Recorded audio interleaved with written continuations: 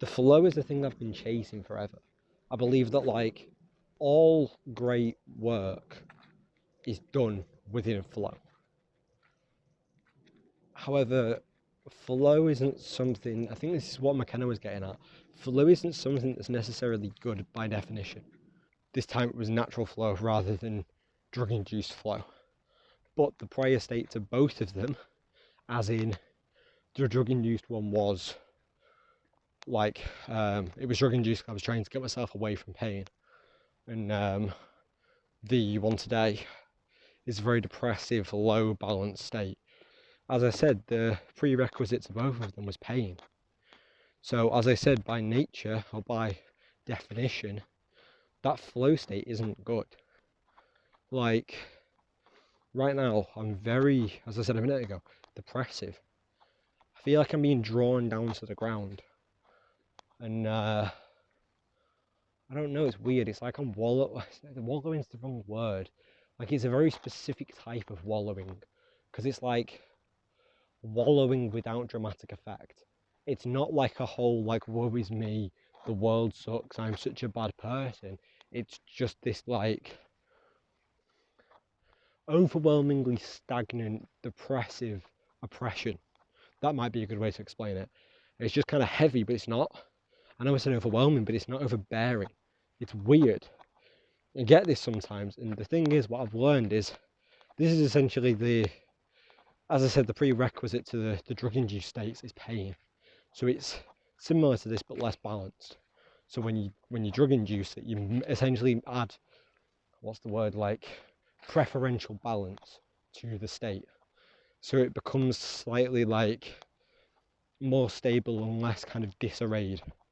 Whereas when you wake up, like, this is just kind of it's just how, like, it almost feels like methodical, but in like a maybe autistic way. Maybe it's like an autistic thing, because it feels like I'm doing everything very slowly and methodically in order for it to be perfect. Which this is, I guess, these states are, what's the word, like, these states are essentially precursors to the types of actions that, like, I'm just going to cite this person because I know they did it, but I'm sure you can search that history and find a lot of different people who did similar stuff. But Tesla walking around the block 3 times before he entered a building. Like, the guy used to do it all the time.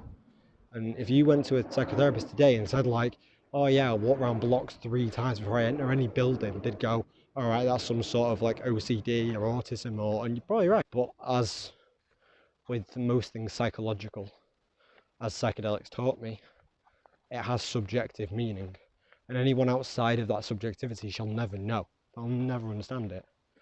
But I think it's interesting because I woke up with this methodical kind of, I'm just going to call it a methodical haze.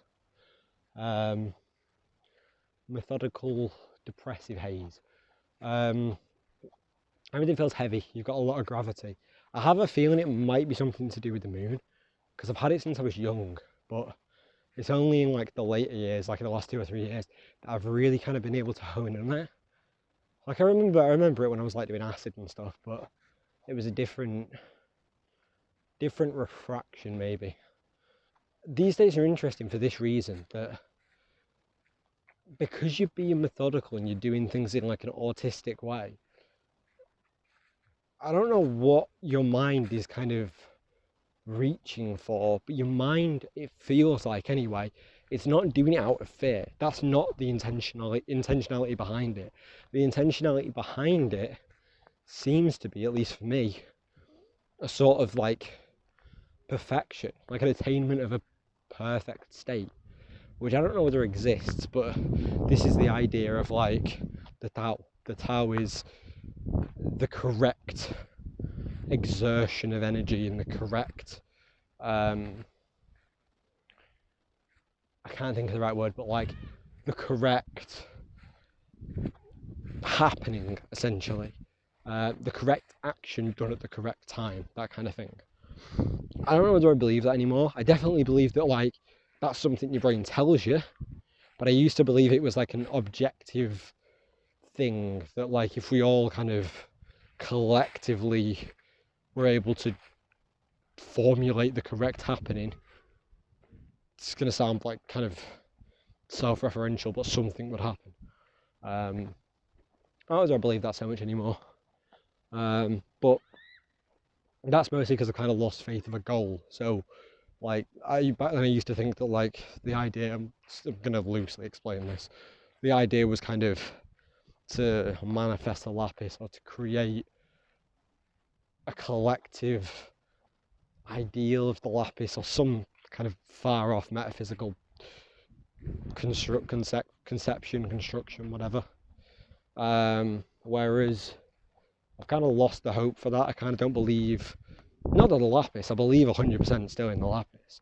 I just don't know what kind of objective meaning it has. Like maybe it's a subjective formulation in my own mind that is an anchor for me. But I don't know whether it's weird that a lot of other people see it, but I don't really want to get into that, especially not right now, like in this audio. But yeah, I don't know. It's kind of interesting because obviously because you're being methodical, as I said, like the goal is to some sort of like perfection. So like making a cup of tea, you're like, I want to make the perfect cup of tea. It's almost like summoning form.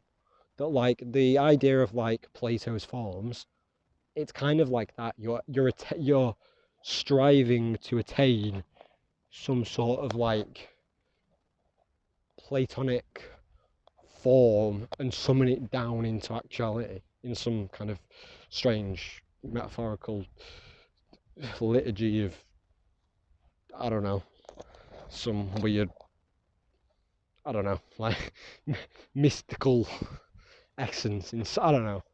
It's weird. But it's the next bit that I find more interesting. Obviously, like making a cup of tea doesn't really require. Maybe it does, maybe it doesn't. But the at least the objective kind of notion of it is that it's the same whether you made it with care or not. That whether you sat down and like methodically made a cup of tea, or you loose-handedly kind of threw together a cup of tea, the outcome is the same. You're still getting the same outcome. Now things get interesting when you start creating things in this state. It's the sine qua non of the flow state. The flow states are essentially, in my mind, meant for creation. If you're not creating, everything else is secondary.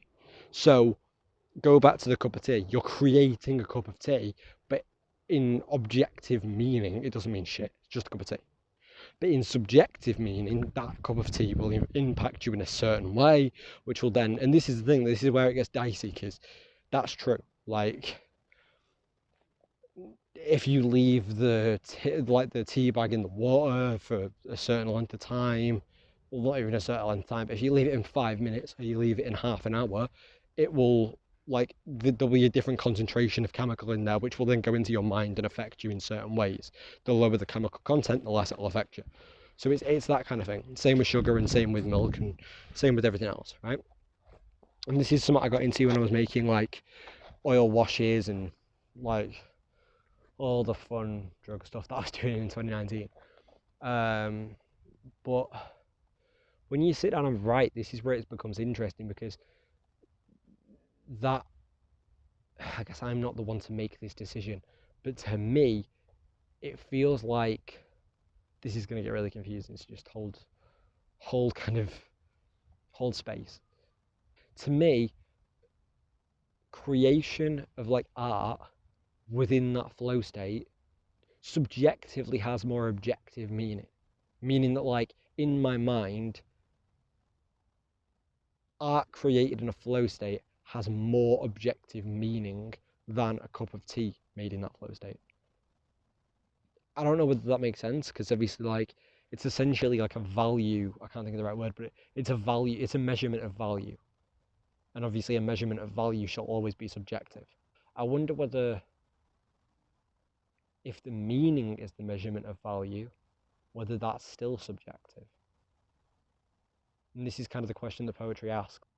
But that's the thing, that like when I write in those states, I can sense a flow. And that flow is present within everything. Not just like the writing, but like making a cup of tea and the way that the breeze moves through the trees and just simple shit like the insects in the grass, like the really, really subtle stuff. Whether this is like a autistic kind of psychological psychosis, drug induced, essentially hallucination, or whether it's like an awareness of an ever present Tao, or like an ever present flow within like Taoism and Buddhism and that kind of thing, like Eastern religions.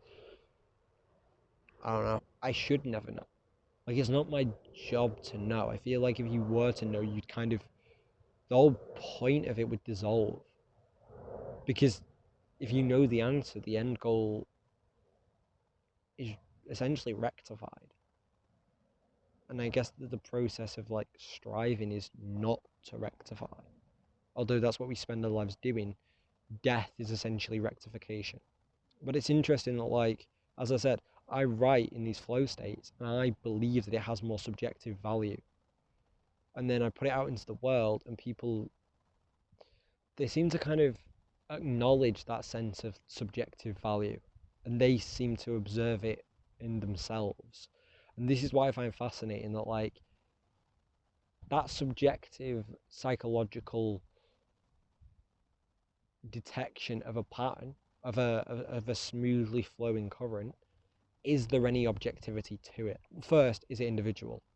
Second, is it like personality types? Third, is it cultural, a psychological thing? And then is it like a biological thing? Because if it's a biological thing, then our biological nature is to create things with flow.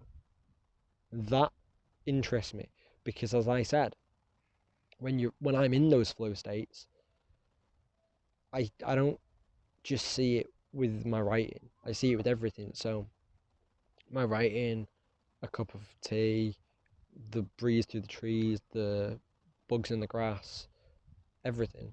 And one of the things I very strongly connected to is the stars, celestial bodies and the movement of them and such. Why? I don't know. It's weird. But that's what I mean. If it's biologically wired into us, then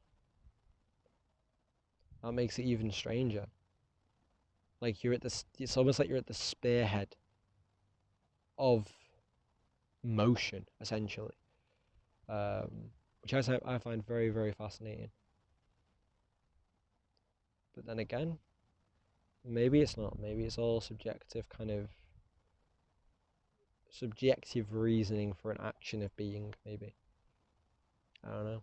I shall never know, and that's okay. But in the meantime, I'll keep creating subjectively interesting pieces of art and hope they have some sort of like outward value other than just my own contortionistic